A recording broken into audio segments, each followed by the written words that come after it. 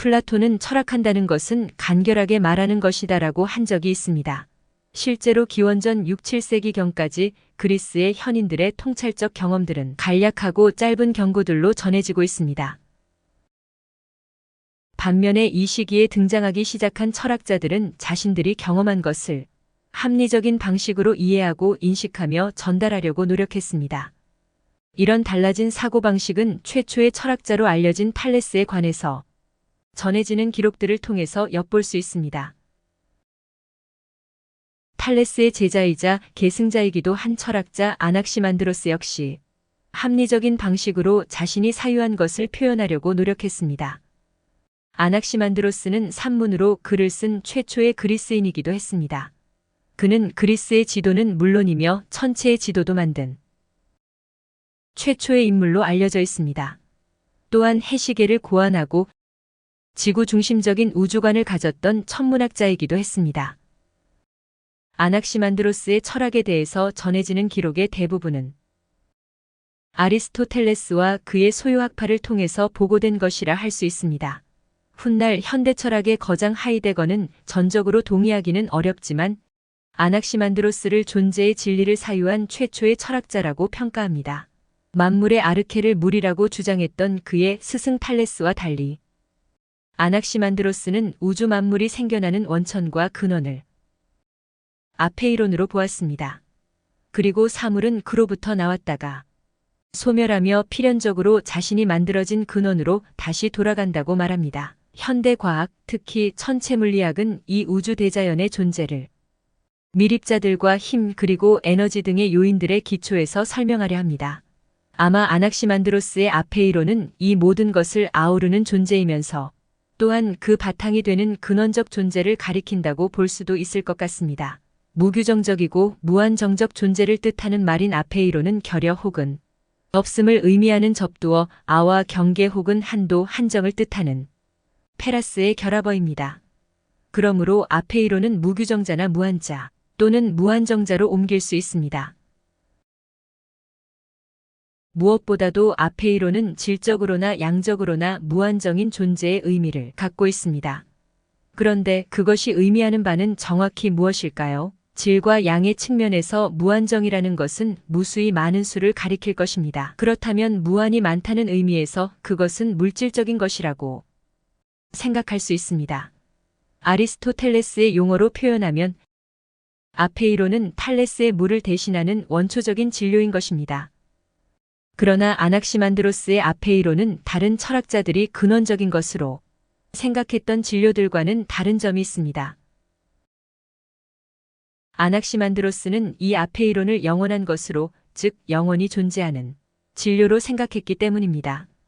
이 근원적 진료로서 아페이론이 물질적 존재라면 그리고 그것이 영원한 운동 중에 있는 존재이기도 하다면 이와 같은 진료적, 물질적인 존재가 수적으로 무한정으로 많다는 의미에서 영원한 것인지 아니면 그 자체가 영원한 존재라는 것인지가 불분명해 보입니다. 게다가 우리가 진료적인 것을 물질적인 것과 동일시하는 것도 생각의 여지가 있습니다. 물질에 대한 상식적인 이해에 따른다면 영원한 물질이 존재할 수 있을까요? 하여튼 그 점은 좀 더 생각해 볼 필요가 있습니다. 아낙시만드로스는 탈레스의 영향을 받아 만물의 근원을 탐구했는데 세계를 구성하는 근본 진료인 원질이 존재한다고 보았고 그리고 그것은 탈레스가 말한 물보다 더욱 근본적이고 근원적인 것이어야 한다고 생각했습니다.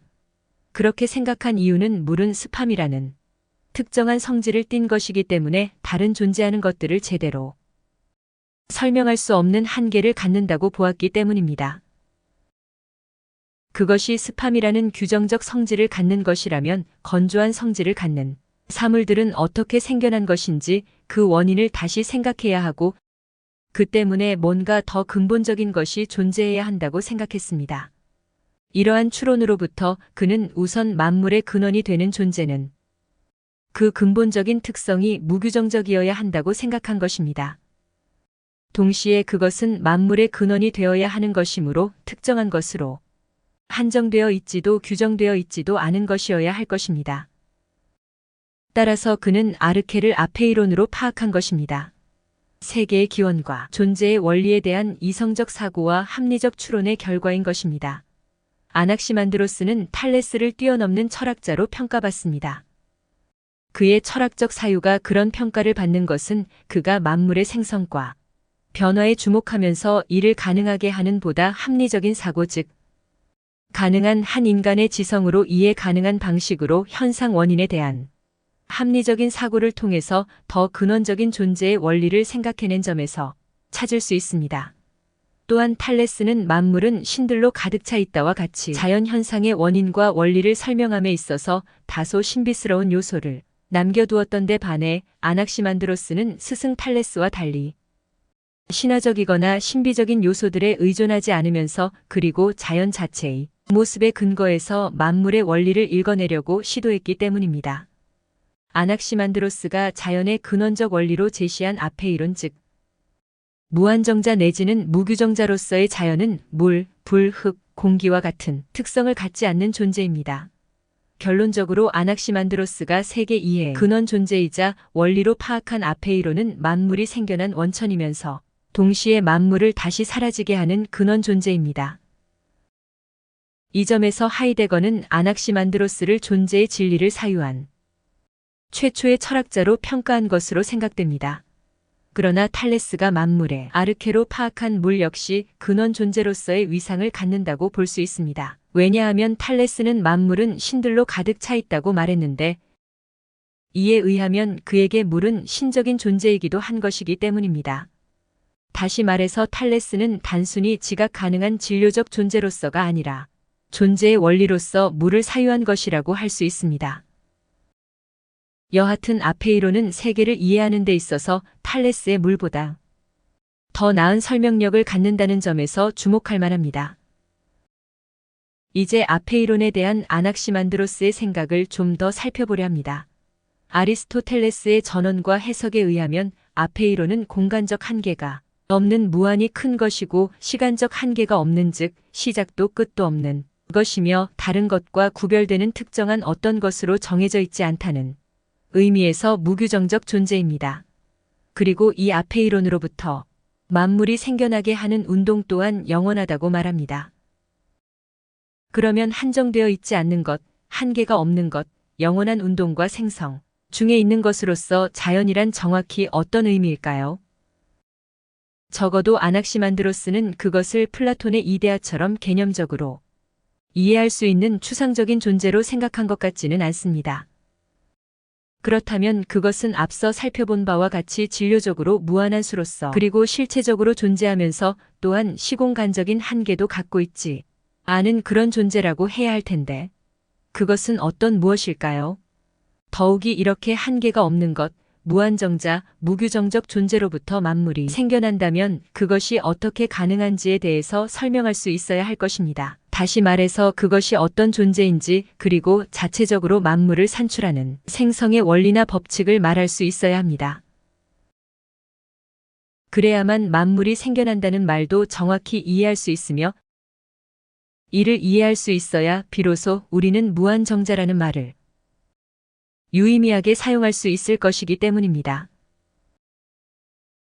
그런데 우리가 아낙시만드로스로부터 들을 수 있는 대답들 중에 하나는 이 세계의 생성 과정에서 뜨거운 것과 차가운 것의 산출자가 영원한 것, 즉 아페이론으로부터 분리되며 이것에서 나온 구형의 불꽃 같은 것이 마치 껍질이 나무를 감싸고 자라나듯 땅 주위의 공기, 즉 짙은 안개를 감싸고 자란다.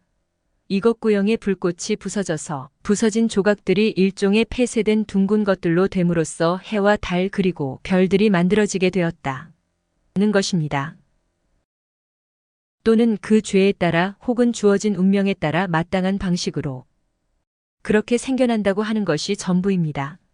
그러면 여기서 우리는 세계의 생성 과정에 대한 근거 있는 합리적인 설명을 찾아보기는 어려워 보입니다. 또 죄에 따라 혹은 주어진 운명에 따라서라는 말에 대해서도 정확히 이해하기 어렵습니다. 하지만 이와 같은 표현은 분명 그 의미와 의도를 포함하고 있습니다. 그것은 아마도 아낙시만드로스와 같은 그리스 초기 자연 철학자들의 사유 속에 전해진 그들의 선조들이 세계 이해와 밀접한 관련이 있을 것입니다. 비록 철학적 답변은 아니지만 이미 이와 관련한 많은 연구들이 있어 왔습니다. 이러한 연구 성과들 대부분은 우리가 철학 이전의 종교와 신화의 시대라고 표현하는 역사적 경험들과 관련이 있습니다. 이제 이런 점들을 포함해서 좀 더 살펴보겠습니다. 아낙시만드로스는 아페이론을 구성하는 대립자들 혹은 원자적 진료들의 분리 생성 운동을 통해 세계의 질서가 형성된다고 보았습니다. 그리고 온, 냉건, 습의 네 요소들의 작용에 의해 생명을 가진 동물들의 출현이 있게 된다고 설명합니다. 그는 말하기를 생명체들은 태양에 의해서 습한 요소가 증발됨으로써 나타나게 된 것이며 인간은 본래 다른 생물, 즉 물고기를 닮았다. 인간은 처음에는 상이한 유의 생명체로부터 생겨났으며 인간이 현재와 같은 모습이 되는 데에는 많은 기간을 필요로 했으며 본래 인간이 지금의 모습이었더라면 결코 생존하지 못했을 것이다라고 말합니다. 그는 모든 생명체들은 동일한 생성 과정을 겪는다고 보았으며 생명체들은 원래 물속에 들어있다가 차츰 땅 위로 올라와 유형별로 다양하게 변하게 되었다고 보았습니다.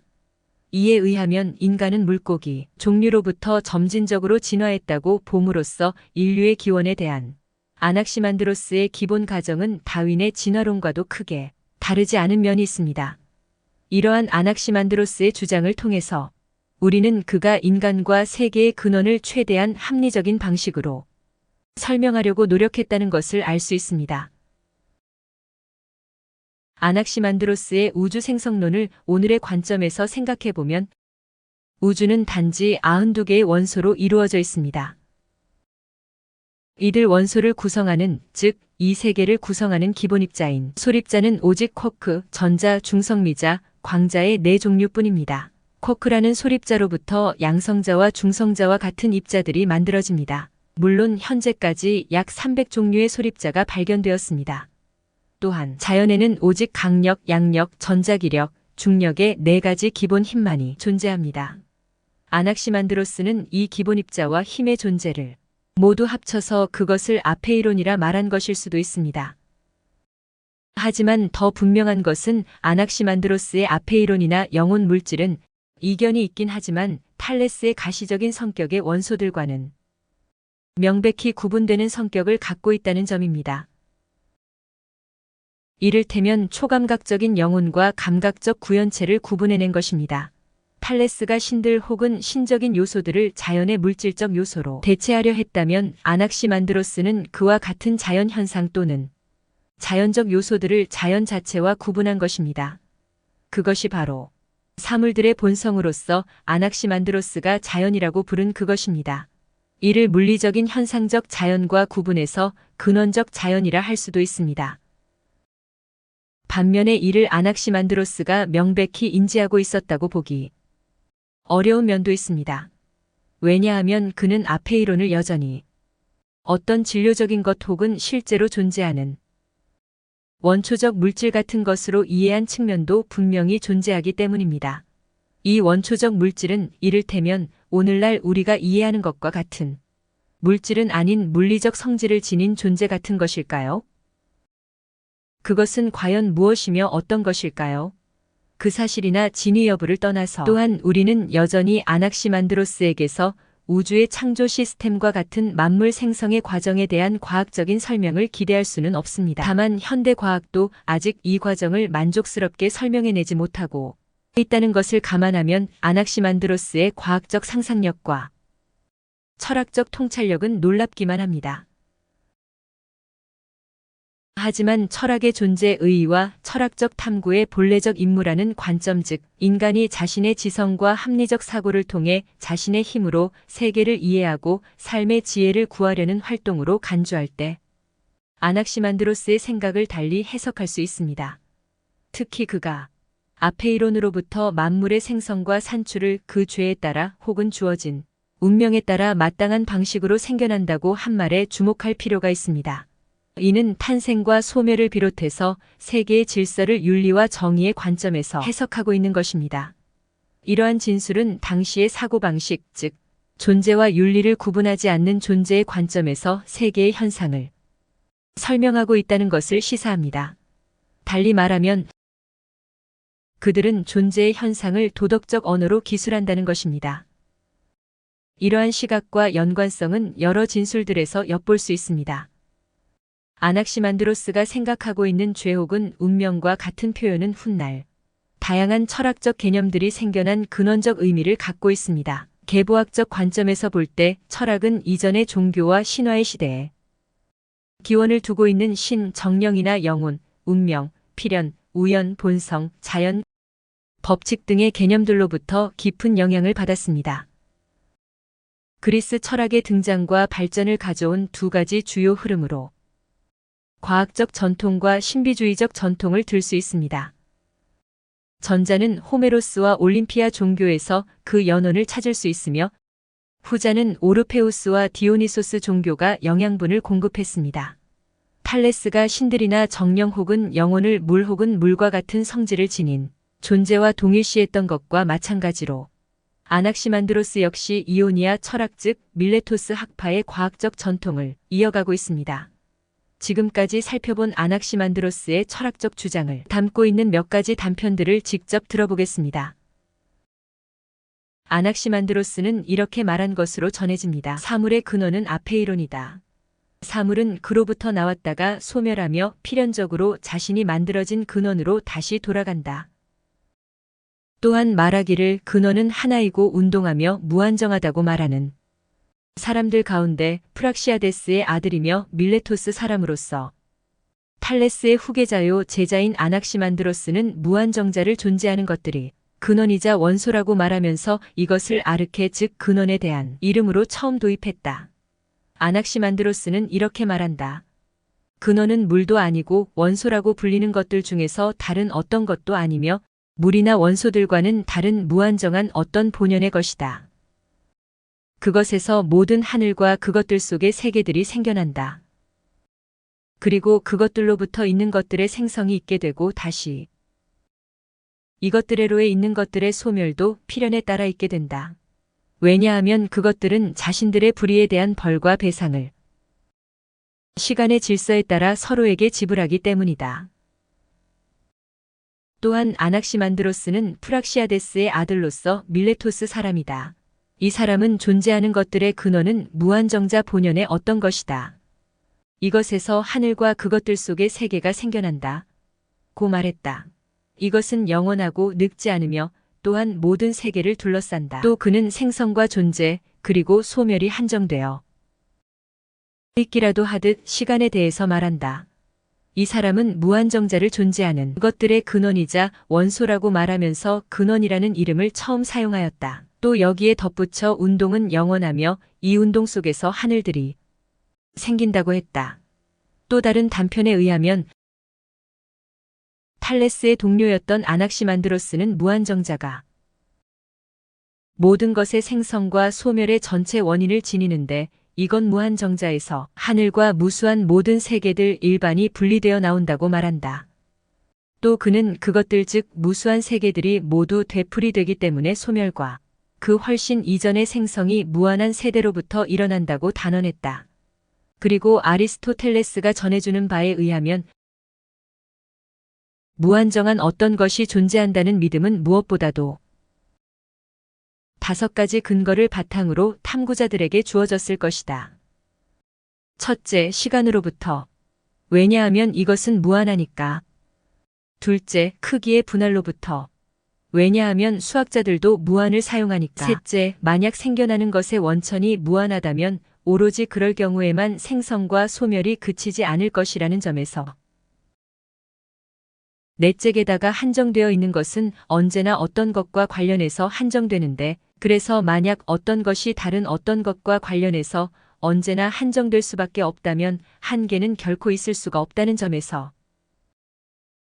다섯째, 모든 사람에게 공통된 난제를 안겨주는 것으로 무엇보다도 가장 유력한 것은 다음과 같은 것이다.